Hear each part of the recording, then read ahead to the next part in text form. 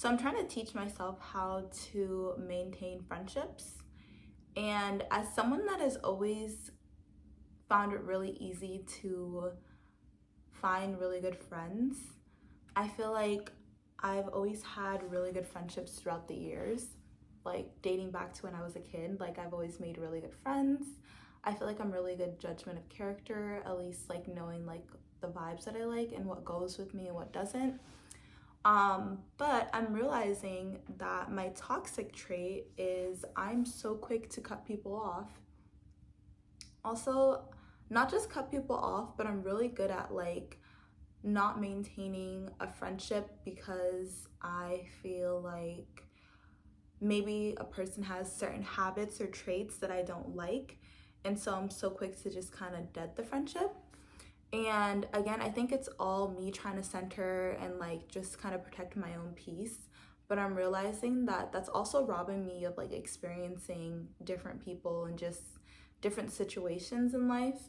And I can say that there is a lot of friendships that I've had that at the time felt right to leave. But now that I'm a little bit older, I'm realizing that like it was nice to be around those people, and I do kind of miss the presence of having them in my life. And so moving forward, like I am trying to get better at voicing my opinion and then also learning how to just maintain a friendship. It doesn't mean I have to be buddy buddy with this person or, you know, like speak to them every day and things like that. But I am needing to learn how to maintain stronger relationships with people that I call my friends. I think too, I am really blessed to have someone in my life that I'm so accustomed to and feels like a twin flame. And so I think that's why it's so easy for me to also just like cut things out of my life, because I feel so grounded with my friendship that I have right now with my roommate. We've been roommates for 5, maybe 6 years now. And it's so easy to just remain in our little bubble and just want to keep that friendship solid and be like, it's fine if other ones don't work out. But I'm realizing how damaging that is. And so I am also just doing a lot of self-reflection.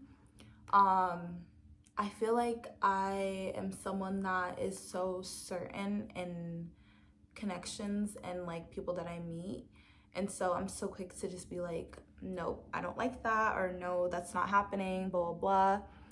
And I don't even stay, I think what I'm trying to say is I am realizing that I'm so quick to cut people off without giving them a chance to kind of like explain themselves or also just work on what's bothering me. And I think it's because, first of all, I never really address it. And then secondly, I don't know, I just feel like I am also someone who's just non-confrontational, and I've always been that way. And maybe sometimes I need confrontation. Like, I can't always just have a zen life, you know? I'm so zen, like I'm all about zen, but sometimes you need that confrontation and you need to ask questions, you need to feel uncomfortable and express yourself and let that person also express themselves as well. And so I look back to like me at younger ages and how I was so quick to just be like, okay, well, you don't have to be my life to people. And now I'm just like, no, like that shouldn't be the approach for everything. Like that can't be my answer for everything. I'm also painting right now, this canvas. It's blank, but I think I'm gonna paint it with like hues of fall. I did this one not too long ago.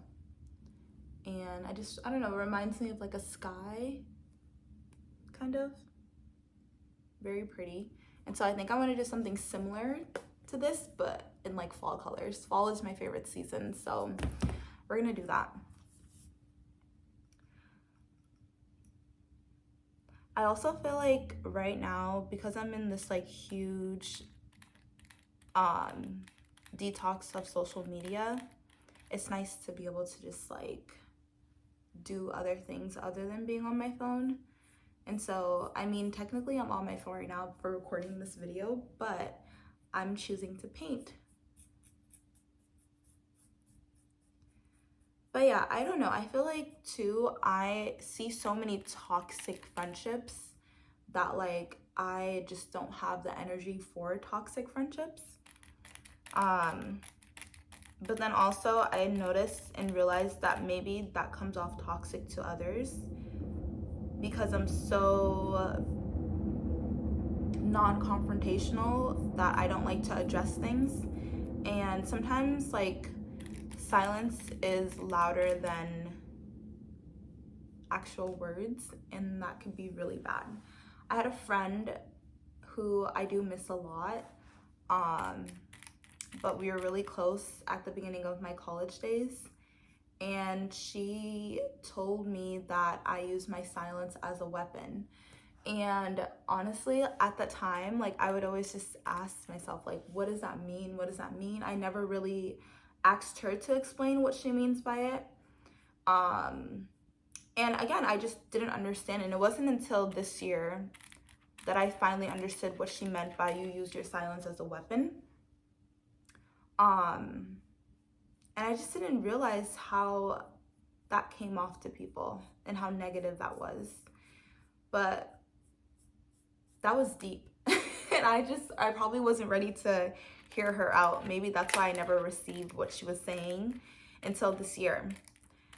And I don't know if I went through something that opened my eyes up to what she was saying. I just thought like, oh my God, this person's so confrontational. Like, if you want to leave, just leave. But now I'm just like, no, actually, I don't want you to leave. Like, I just don't want to have to deal with all of that, you know? But now I'm just like, wait a minute. Maybe I'm just as bad as her. I mean, the way I would view her, maybe I'm just as bad. Like, her having the courage to constantly address what makes her uncomfortable and me not having the instinct to want to even do it is crazy. And so right now I'm really all about trying to become a little bit more confrontational in my life. And I think the benefit of that is I feel like I have more control over a narrative, how I feel about a person, how they feel about me, and I can't leave a situation not knowing that I didn't try. And I feel like before I thought like my silence was me showing that I don't know what I thought it was, to be honest. And I think too, like that's the thing, I'm literally realizing so much about myself right now. And I'm wanting to change certain things. Yeah. Look how pretty this red is. It's so pretty. So pretty. But don't get me wrong. I'm not saying that I'm like an awful person because I feel like I'm a really good person. Obviously, I know I am. But I think I just need a little bit more confrontation in my life. Not like bad confrontation, but just being able to confront things head on. I think too, like I hate that sometimes when like something happens, I let things linger and maybe I won't address it right then and there. And I feel like it takes me a second to process things. This is kind of how my brain works. But once I'm done processing, it's already too late because I took so long to process it that it does seem like I just cut off a person. And the fact that it took me, 2023, 2024, 2025, 3 years to finally understand the whole you use your silence as a weapon, that is crazy. That is insane. The fact that it took me 3 years to understand what that means, like, I don't know. But I think too, I'm very proud of myself because it shows that I'm constantly growing and there's a lot of growth that's continuously happening. And yeah, it's just a battle that I'm just gonna have to continuously go through, and we're just gonna keep getting better. We're just gonna keep getting better.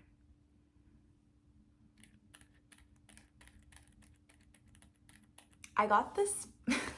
So I used to live in this part of Chicago that I actually missed that neighborhood a little bit just because like there was just so much around, but it wasn't like a commercialized place. It was more so like a lot of immigrants. So there's a lot of small mom and pop shops, and we didn't have like a Target or anything, but we did have this Dollar General, or was it a dollar store? I think it was a dollar store. And so I went there sometimes and I would just go get like little knickknacks and stuff. And I bought this little paint set. Like, I mean, it's very flimsy. Like, look at these watercolors. Some of them were falling out. Like, it's very flimsy, but it's so beautiful. Like, the outcome of it was so pretty. And yeah, who doesn't love a dollar store? Like, everything's $1. Like, what do you mean everything's $1? I end up like going there and I'm just like exploring just because like, why not? And there's just so many cool little things, lots of books in them and plants, picture frames, all of that cool stuff. But yeah, I was like, I want to get back into being creative, and me being creative isn't just like the typical things that I do to be creative. That is also getting into like painting. I started like singing again, which was really nice. That was fun. I'm thinking about looking for a choir out here in Chicago. I don't really want to go the church route, to be honest. I feel like that is like an easy route to go, but I really want to find like a young adult choir that does like fun remixes to songs, and also like classical music. I really enjoy like singing, learning classical songs. It just brings me back to my childhood. Like, I was always in a choir, things like that. And so it was always fun to be able to learn a piece of music and to learn the different parts, how to utilize your voice, strengthen your voice. And yeah, singing is just fun. It's such a fun outlet, and it's nice to do with other people. Growing up, I used to sing a lot with my sister and my cousin Dina. We also had a group name called Daz. I think that's how was it Daz Pass? No, it was Daz. It was definitely Daz. It was all of our first initials put together, and we came up with Daz. But we would always meet up and we would like learn a song together, and everyone would sing their little parts. I was an alto. Dina was like a soprano, but she's like such a high soprano, and Sunday was like more so in the middle of that. And that was really fun, and I miss that. Like, if I still lived by my cousin and my sister, I would hope that we would continue a girl group and just sing. And then obviously I was always in like school choirs and stuff. And then middle school, no, it was probably like late elementary, early middle school, I was enrolled in this group called Pacinto. And if you're from Portland, Maine, you get it. And if you're not, then you don't get it, and it's okay. But basically what we would do is every Monday we had choir practice after school, and we would meet up, and our conductor would pick us up in this like big school bus. It was not even a school bus, it was like a retirement home bus.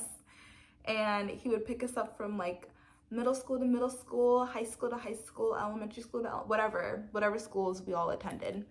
And then we would meet at this place called the Root Cellar, and we would have rehearsal. And then on Sundays, we would go to like churches, we would go to events, we would go to hotels, just anywhere really. Anywhere that there was an event, we would go to, and we would sing the songs that we would practice. And it was fun. It was fun because, again, a lot of the people that were in Pacinto, there's a train, I'm gonna let it pass.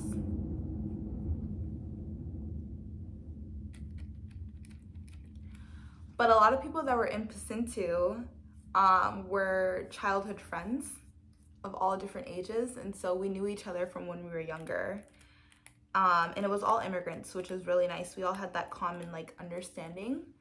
And we did really cool things. Like, we traveled to New York, we went to DC, we sang at some pretty cool places, and it was fun. My sister was in it, my cousin Dina was in it, all of my friends, and it was like a fun thing that we would do after school together.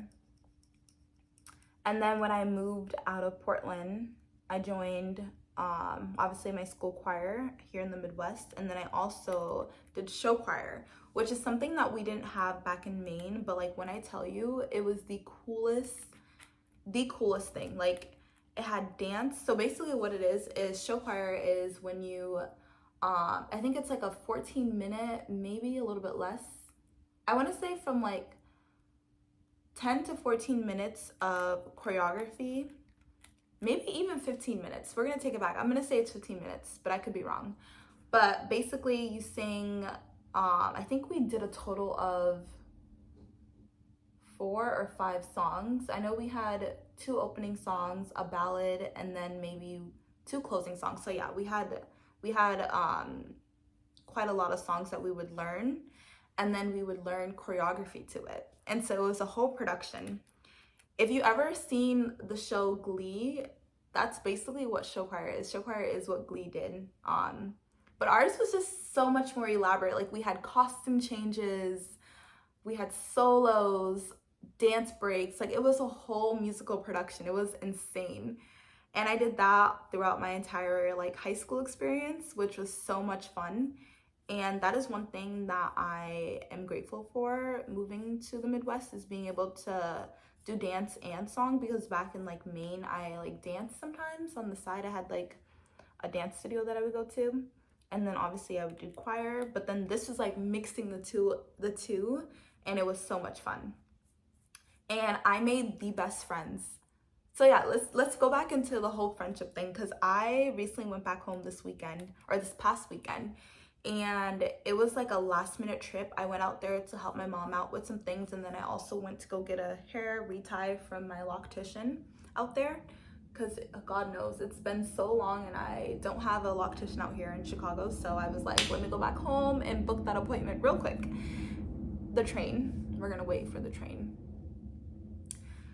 But yeah, so on my way back home, I was like, wait a minute, if I'm going back, I might as well like message my high school friends and see like what they're up to. And luckily they answered. They always answer, which is amazing. And we were able to all get together. We went to my friend Megan. Her and her fiance recently purchased a new home.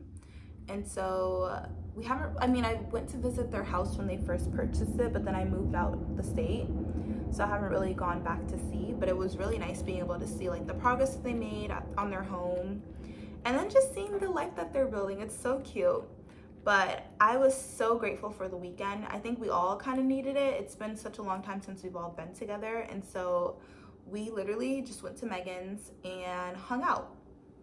It felt like old days again, and that's something that was so hard to do even when we all lived in the same state. People are just so busy. We all lived so far away from each other and all had like lives, work, and everything. So it was just really hard to like get together.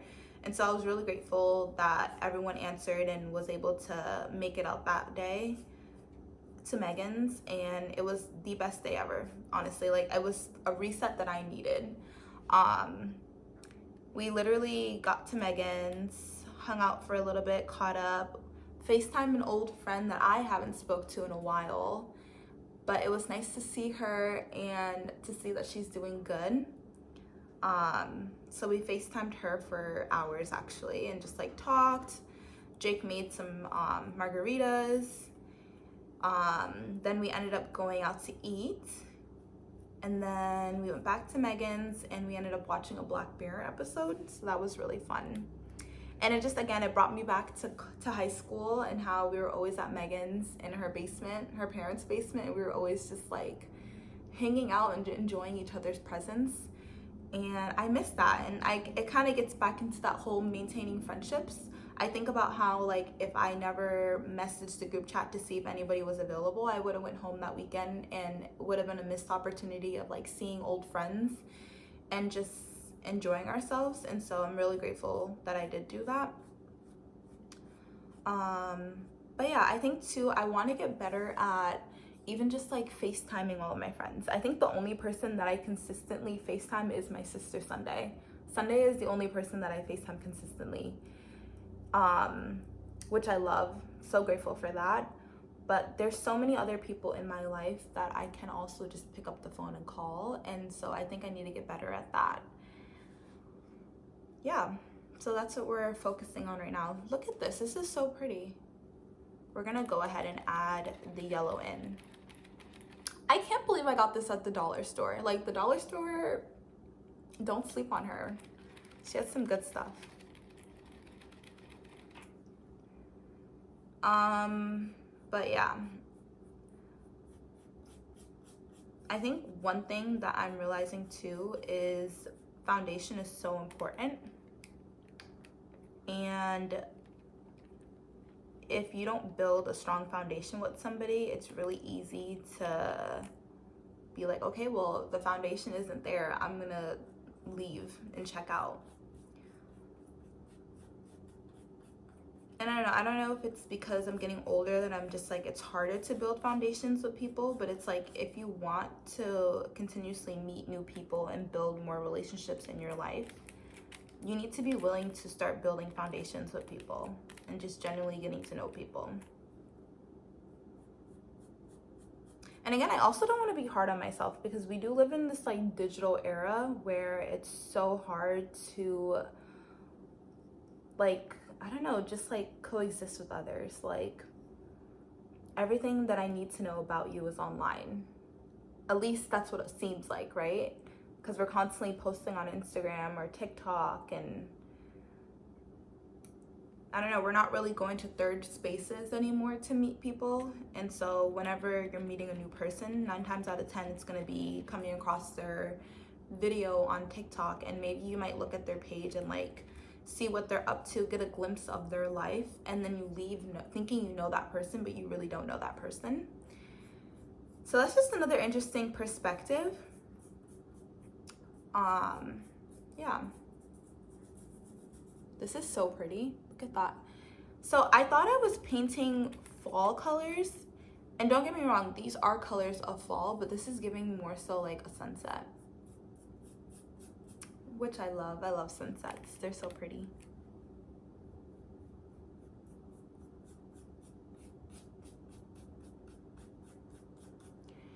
I used to love watching YouTubers that would just come on and just talk about like everything that they're doing in life, and it was a way for me to like listen to somebody and just also like get things done. Like, I would throw on a podcast per se, or just like a YouTube video, and it could be someone doing what I'm doing, like literally sitting down and just speaking to the camera. And I loved it so much. I felt like I was able to do so much. I was either studying or folding laundry, whatever, and it was just really nice. So I think I want to kind of treat my YouTube channel as if I'm like FaceTiming myself, or FaceTiming whoever's listening. I don't really care if no one listens, but, well, obviously I want people to listen, but it's just nice to do what I used to love watching and actually just do it myself. So that was really nice. Nice of me to come on and continue my favorite YouTube style. This morning I was so motivational towards myself, and I was like wanting to listen to motivational like speakers. And so there's this YouTuber, his name is Heinz, and he's such a zen vibe curator. He's so calm and just so wise. Like, that man is so wise, and his content is just so brilliant. It's like very basic, but seems so well articulated at the same time. And I think I'm obsessed with that style of content. But I think the biggest like takeaway from his content is not really just like his style, but more so just like the messages that he puts out. He's very motivational, and I don't know, he's very soft-spoken, so it's really easy to like take advice from him and just receive what he's saying. And so it was a nice way to start off my morning by listening to Heinz. And I don't know, it was really nice to hear the train. If I continue filming in this spot, which I really like, because obviously like I get direct sunlight, so I don't have to use any like lighting and stuff, that train is going to be very annoying. Like, I'm grateful to have the train there because it makes my life so easy being in the city, but at the same time, like, why are you so loud? Like, Why are the walls so thin in Chicago? Like, what's going on? But yeah, back to what I was saying about Heinz. He's just very like motivational and very fun to listen to. And I didn't know that he produced his own music, which is so cool. He's just so creative and I love it. But there's just been so many like messaging that he was spitting out in the videos that I listened to today, and it really put me in a new perspective and how I want to start my morning. And so I went to the gym at like 5 a.m., got a workout in, came back, finished up my laundry, organized my room because God knows she needed to be organized.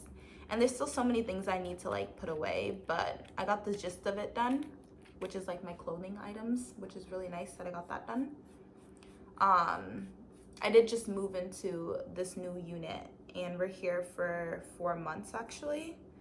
So part of me was like, I don't want to get too comfortable, but at the same time, 4 months is a long time. So I was like, get comfortable, put everything away, just create like a safe space for yourself. And so that's what I took the morning doing. I also prepped henna this morning. It was like 6 a.m. when I prepped it. And so that means at 6 p.m. I can actually apply it into my hair. So I did like a really deep cleaning of my hair today. But yeah, I'm a little nervous, but I'm also excited. Like, I love jet black hair, or just like a black hair look, if that makes sense. It's very clean, very uniform. Your hair just looks so healthy to me. And so if you look at my hair right now, you'll see that it's brown. I don't know if you can really see, but it's brown, and then the tips are like very, very brown. Some of it also is like a golden color, and it's cute, but at the same time, I want my hair to be like a solid 1B, like all throughout the entire, like it starts off very strong in color and then it fades. And I think that's sun damage. I think throughout the years, my hair just goes through the worst like sun damage during the summer. And so it just naturally lightens up. But then typically it goes back to its normal color, I want to say, but lately it hasn't. And I feel like it's gotten brighter. So we're gonna see what the henna is talking about. And I also chose to do henna because it's natural. And obviously I'm going through like my little natural phase. Not little, I'm going through a natural phase that I'm gonna be consistent with. And last year, me, obviously before I had my locks installed, like I was like straightening my hair, like just so much heat damage. I'll insert photos to show what my hair looked like, but it was cute, but so much heat damage. There was a time where I like wet my hair and I wanted to like wear it in a fro, and it was like fro back here, and then the front was just, and it was strings. Like it was literally strings of dead hair. So I had to take scissors and chop. I chopped so much off. It was so crazy. But like once I saw that, I was like, no way I'm walking around with my hair looking like this. So I chopped all my hair in the front. And as you can tell, obviously there's like a length difference. But I chopped so much of my hair in the front, and it had to go. It was just so unhealthy. And when I went in for my consultation, my loctician was like, girl, stop taking scissors to your hair. Because I was going around and just chopping like areas of my hair that I just felt like didn't look good. And she was like, I mean, once your hair is locked up and when it fully locks, you won't be able to tell like the damaged hair from the non-damaged hair. So she was like, until you get your locks installed, don't chop any more of your hair off. Just let it be, and then we'll lock up your hair and you can just let it grow from there. So that's what I did, and I'm very grateful that I didn't end up chopping anymore, because like, I mean, even if you look at my locks right now, you'll see that the ends over here are like curly, like they're locking now, so you can't really see it that much, but let me get closer. You'll see that it's curly, and then in the front, it's like you kind of see where it was dead. Like the ends aren't as curly as it is up here. Like, let's see. Look at that. No, you still see the dead hair. Oh, that's so embarrassing. At least it wasn't like too much of it. But anyways, it's locking now, so it doesn't matter. But back to what I was saying about the henna. I decided to do henna instead of doing like a chemical box dye because I already don't put any products in my hair except for like rose water and like things like tea tree. I do very natural, minimal things in my hair because I don't want any product buildup in my locks. And I mean, that keeps my locks very fluffy and like clean and very airy. So none of it is like heavy, which I want to maintain throughout my entire journey. And I talk a lot to my loctician about it, and she shows me lots of like case scenarios where like maybe that client is putting too much product in their hair, and so it leads to like breakage.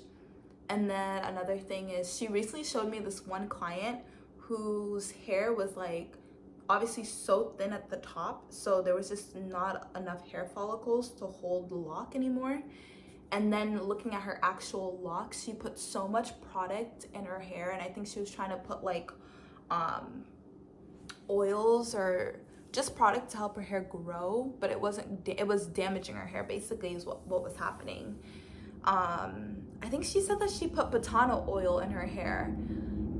The train again. But I remember I have a botana oil that I used to like put at the scalp because my scalp was really dry, and I used to put botana oil in my hair to see if it would help combat the dryness. And I think what the lady was doing was she was putting the botana oil on her actual locks, which is what she shouldn't have been doing. It just goes onto the scalp to like address the issues, but your locks don't really need that many products. Like,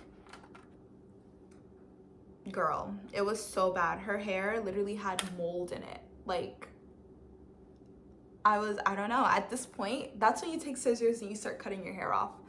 So I was just like, yeah, seeing that's enough to scare me. Like, I'm not putting any products in my hair unless it's like natural products that I make or I do really good research on, and that will not weigh my hair down. Yeah. So I mean, I love having a loctician who's very open and honest with me and shows me things like that, but then also can address like what I'm doing wrong, because I do wear a lot of box braids. And so yeah, just being a little bit smarter with that. This is how it's looking so far. I'm gonna go ahead and add in this like white beige color to fill out the bottom. Hopefully it shows.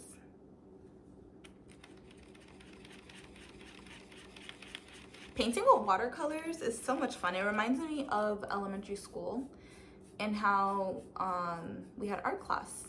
I miss art class. That was such a fun subject. I love that schools offer such diverse courses for us to take. Like, we had a music class, we had art, and then obviously like your standard and stuff, and then I guess gym as well.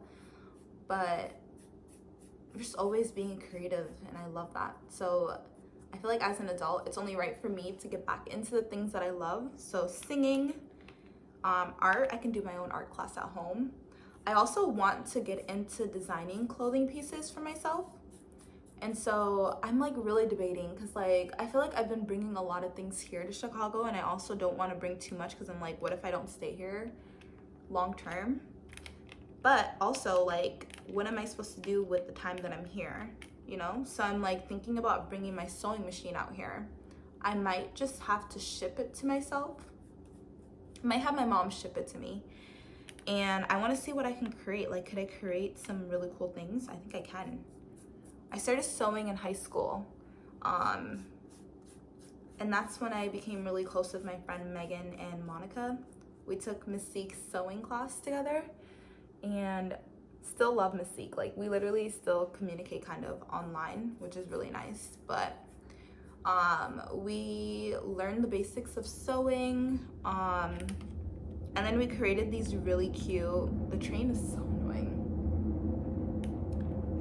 We're gonna let it pass. Okay, it's gone. So we created these really cute like pillows. It was so pretty. We got to pick like our own fabric, and then we like sewed pillows together and stuff. I think my mom still has my pillow somewhere. I gave it to her as a gift, but she was so proud of me. She's always so proud of me when I create things.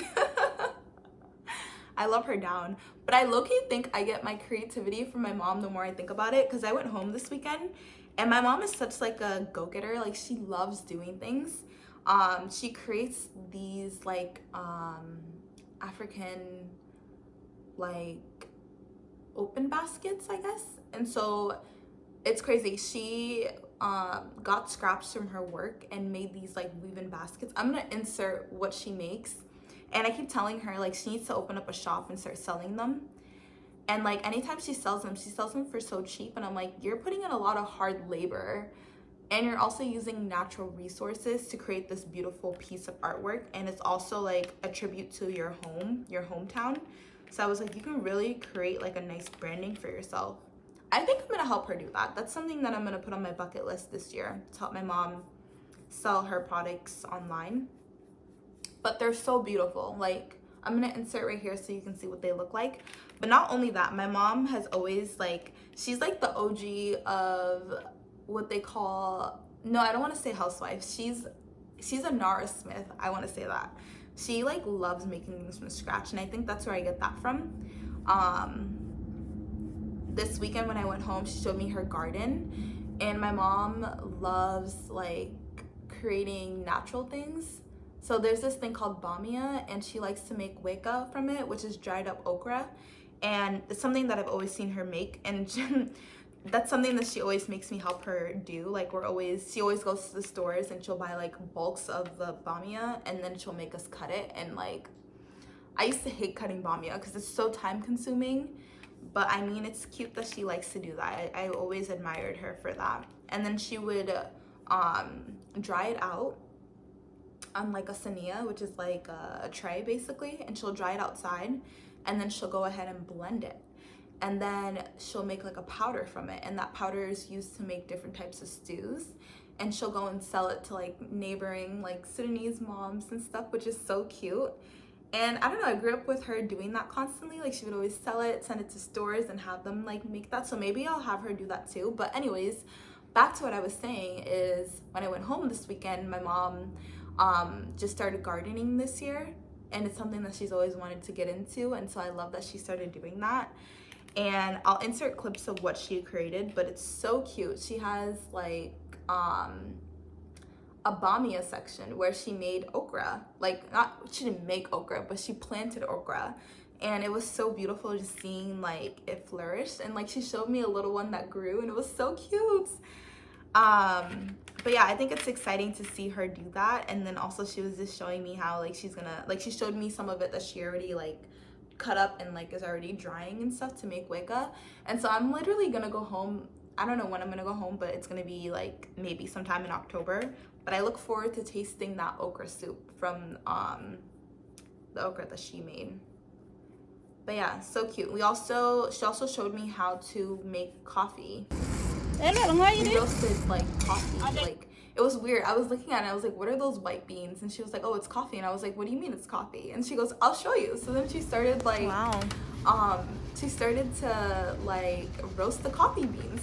And so it was a whole thing. Like, we were constantly roasting, going outside to let it cool down, coming back inside, roasting it. And at the end, she ended up blending it up, and we had to taste it, obviously, and it was so yummy. So that was really cool to see. But yeah, I think that's where my creativity comes from. My mom is so good at just like creating things, and I admire her for it, honestly. Like, it makes me, later on when I'm older, I want to have a garden, and I want to be able to plant things and be able to eat from everything that I planted. So thanks to her for that, and for giving me my creativity.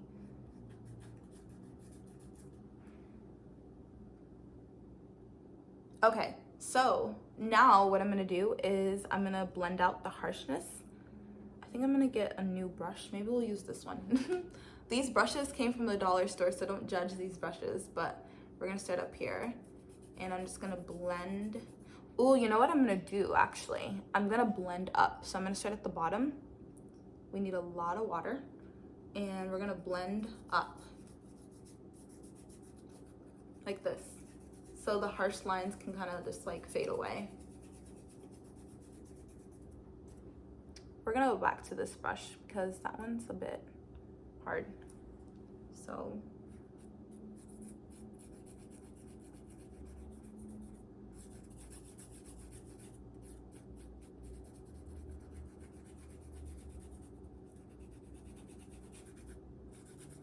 This morning I woke up to my brother texting me a song, and lately I feel like we've been like, I mean, not too much, but like one thing we love is music, and we've always like loved to like get in a car and just listen to music, things like that.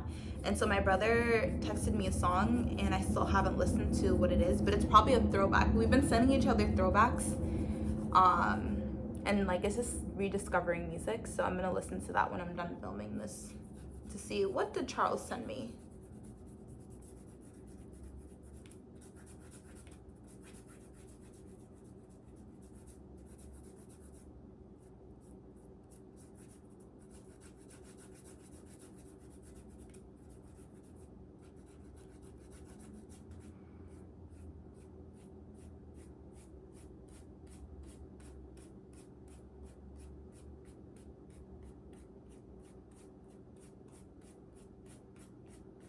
Wow, this is so pretty.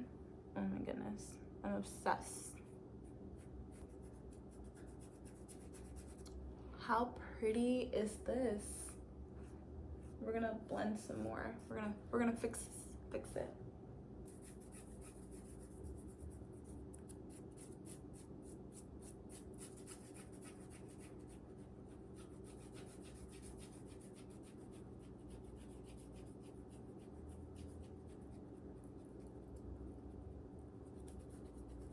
Okay, I'm gonna end the video now, but look at that. How beautiful.